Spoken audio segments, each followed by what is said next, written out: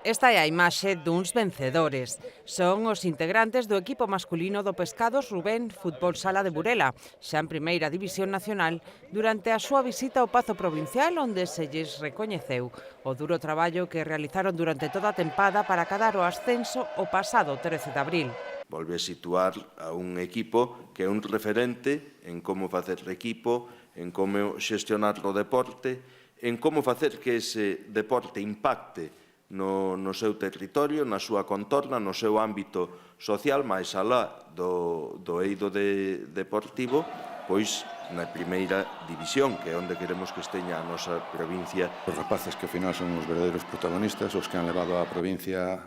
de Lugo, a comarca da Mariña e a vila de Burela o máis alto, ganando